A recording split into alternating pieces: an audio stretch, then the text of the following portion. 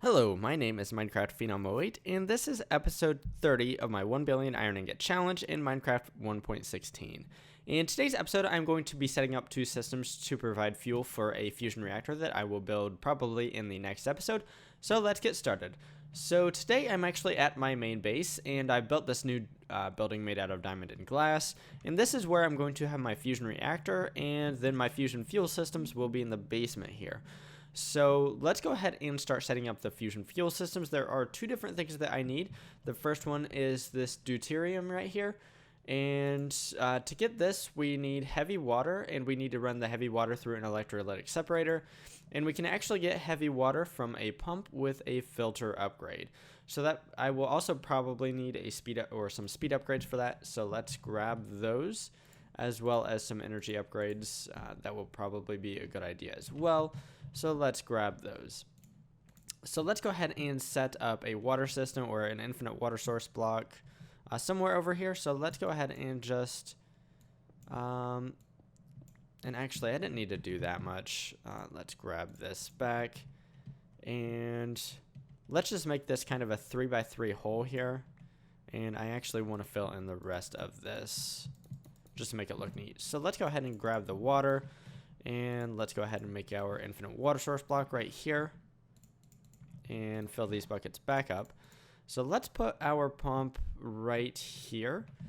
And I actually will need to power this. So let's go ahead and put up the energy conduit right there. And then we should be able to grab a pump. And actually, before I do this, I want to place that there because I don't want this pump to work yet. Because I want to place the filter upgrade in there first. And actually, it's a lot easier if I go ahead and apply these manually. If I apply these by shift right clicking, it makes it just a little bit quicker. So this should give me heavy water. I think it only gives heavy water. So let's go ahead and test that theory out by blocking that. So yeah, we have heavy water now. It does seem to be a little bit slower than gathering regular water, but that's not a big deal. We should have plenty of heavy water. So out here, actually, I have access to my main hallway here. So this is how I'm going to get energy because I have my energy conduit down here. So let's go ahead and run this energy conduit kind of all the way back to the room here. And let's just go ahead and dig this out. Whoops. Sand, or not sand, but this is dirt. Okay, so there we go. There's the energy conduit. Let's go ahead and connect this up. And now we will have power. And now my cat's in my way. Let's just go ahead and not run this up to the surface just yet. Let's just run this straight over. And I didn't even think about that, but that's okay. Okay, there we go. Let's go ahead and make this look nice and tidy again. And we'll leave this here. That way I can actually see kind of where the energy conduit is coming from. So that's cool. Here's our heavy water. So now what I need to do with that is I need to run it to an electrolytic separator. And that's going to be pretty simple. Let's go ahead and put that electrolytic separator, let's just say right here, just to make things a little bit simple. And then we can run our fluid in through the top here. So we will get deuterium and we will get oxygen. We do not need the oxygen, so let's just go ahead and tell it to dump the excess here. So as far as the fluids go, it's all inputs, so that's fine. And then I think it's the first output. Let's go ahead and tell it to output to the right. And the rest of this can be, oh, that's items, sorry. So output to the right, and then the rest of it can just not be output at all. So that is actually plenty of deuterium, and that is one of the things that we need. So that's actually pretty simple. So the other system here will be a little bit more complex, but not too much so.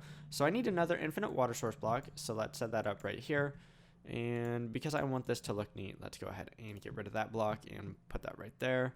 What we can actually do is place down the waters, place down the pump, and then we can go ahead and get rid of that block right there, and we should be getting water. Yeah, it gets water a whole lot faster than it gets heavy water, but that's just fine. So once again, let's go ahead and run energy conduit over here. whoops, I took out one additional block that I didn't mean to, but that's fine. So let's go ahead and make this look nice and tidy again. So that's cool. Now we have water over here, and we actually need to send this to a thermal evaporation chamber. So let's go ahead and build one of those real fast. Actually, you know what? I want to fill my buckets real fast. And now let's go ahead and build the thermal evaporation chamber. I'm going to need 2 of these. So one of them is going to be right here. And then the second one is actually going to need to be over here. So I'm going to have to get rid of this torch. Let's go ahead and throw down another replacement torch essentially right here. And then one right there as well. So these thermal evaporation chambers need to have a base of 4. Unlike a lot of the other mechanism machines, they cannot be different dimensions. They can be taller or shorter depending on what you want, but they do have to be 4 wide, 4 by 4, the base that is. So let's go ahead and, we don't need these to be super tall to be honest. So let's go ahead and do something like this. So these thermal evaporation chambers, kind of a weird shape. That should be valid shape. The corners don't need to be built up. And they do need other blocks other than these thermal evaporation blocks, but we'll get to that here in just a second. So let's go ahead and just build the base layer here, and then we can go ahead and kind of finish this out. So there we go, and now we need some controllers. They each need 1 of these thermal evaporation controllers. So let's go ahead and place those controllers here and here.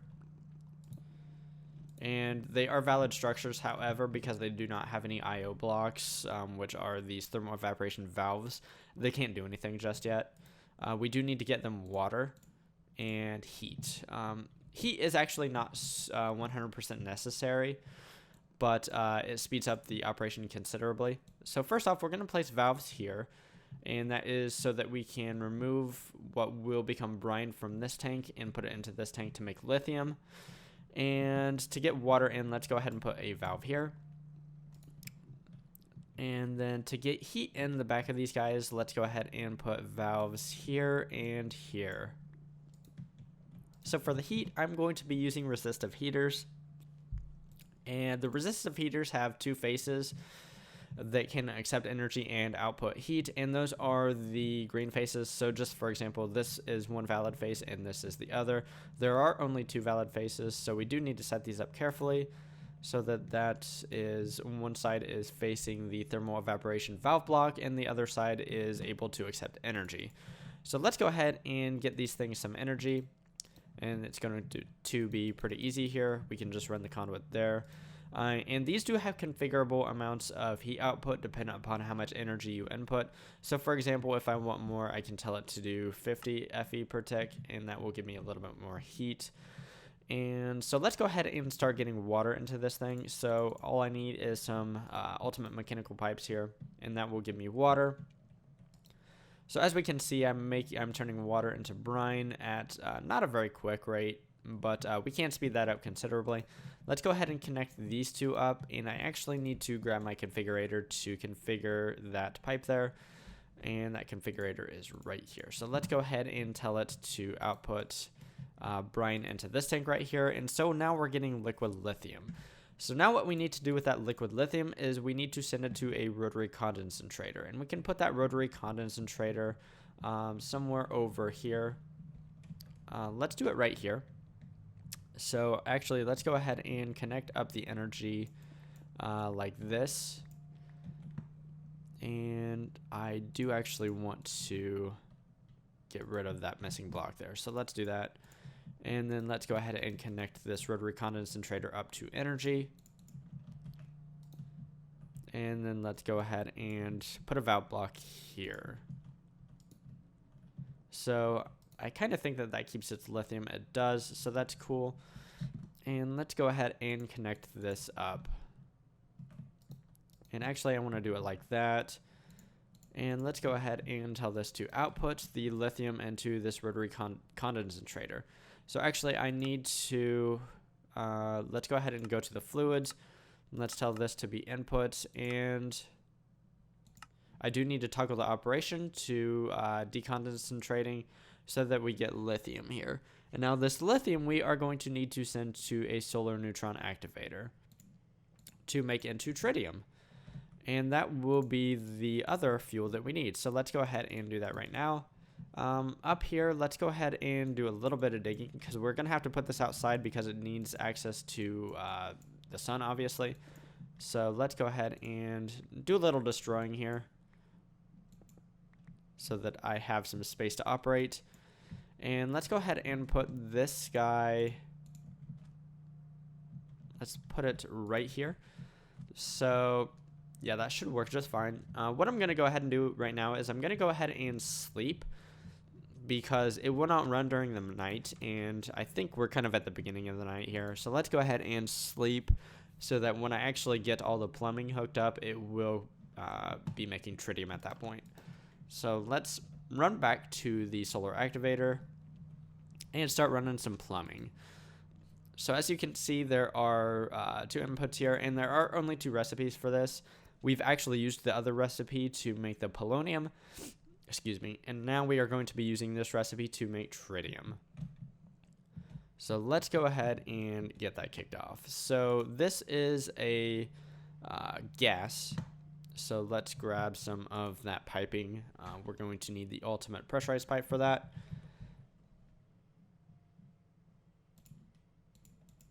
And let's go ahead and just run this straight up. I think will be good. So let's tell this to output out the top, and auto ejection should be on. So we have the lithium in there. So that is what we want to see. And then we are going to run this over here. So let me actually get a way to get outside here. So this, no, whoops, I didn't even do that very well. Oh well. So how I can get outside is this, and I should be able to input the gas from the bottom here. So let's go ahead and do that. So we have lithium. It quickly becomes tritium because this works very, very quickly. So we have our tritium here, and now we need to send that tritium basically back. We're going to eventually be sending it into the reactor, but for right now, we're just going to send it kind of this way. So this does automatically output, apparently. So we have the tritium and the ultimate pressurized pipe here. So let's send that back. We are going to need a little bit of the tritium to actually be available down here. So let's go ahead and run our plumbing back down here. And we'll just run this straight down. And then let's run it out of the wall right here. For right now. Oh my goodness, this stuff is soft. Sandstone is super, super soft. So we'll just run this out right here. And I think that is, let's go ahead and set up a tank as well, or some kind of, some kind of tank here. So we have the basic chemical tank. Let's go ahead and use that for right now. That's not super ideal because I would like to have more. But that's fine. So let's go ahead and put the tank right. Let's put it right here. And so this should hold tritium. Actually, the pipe itself holds a lot more tritium than the basic chemical tank does. But let's go ahead and kind of get all of this put back together again. And then I think that's going to be a pretty good stopping point for today's episode, because that's pretty much all I need to do for today. So let's go ahead and stone this back up, and then go outside and stone that up as well. And then I think that's going to be a completed episode. Okay, so let's just grab some sand and make this look nice and tidy as well. Okay, so yeah, that's a pretty good wrapping up point. So in today's episode, I built 2 fuel systems to make the 2 separate fuels that I will need for the fusion reactor. In the next episode, I will actually set up the fusion reactor and anything else that I need to set up. I actually need to make, I think, what's called a hole rim to actually start the reactor, but that's not going to be a problem, as well as getting a bunch of energy ready to actually kickstart the reactor, because it requires a lot of energy to kickstart. But the thing is, I have a lot of energy laying around, so I'm not too worried about that part of it. So for the 2 fuels, basically, we have heavy water being pumped here. into an electrolytic separator. That electrolytic separator produces deuterium, which actually I could pump to a tank. And you know what? I do want to go ahead and do that. You know what? I'm not going to. Between episodes, I will probably end up putting a tank here, but that's not something I super need to do. I should be able to make this system make deuterium faster than I will be able to use it in my reactor, but I'll get to that in the next episode. And then this system over here just basically produces the lithium, which gets produced into tritium, which is being collected over here. I will probably end up speeding up this system between episodes, and I can do that pretty simply by speeding up or by telling this resistive heater to use more energy, which will produce more brine for this thermal evaporation plant, because this seems to be kind of the bottleneck here. Actually, this is also a bottleneck because this is operating just as fast as the thermal evaporation plant beside it, because the inventory is neither going up or down. But that's easy enough to speed up. I can just add some speed upgrades to do that. And I will probably do that between episodes. But for right now, I think that's a good stopping point. So yeah, if you enjoyed today's episode, feel free to drop a like down below. And if you enjoy watching automation type stuff in modern Minecraft, definitely consider subscribing to my channel if you haven't already. Anyways, signing off, I am Minecraft Phenom 08, and I will see you next time.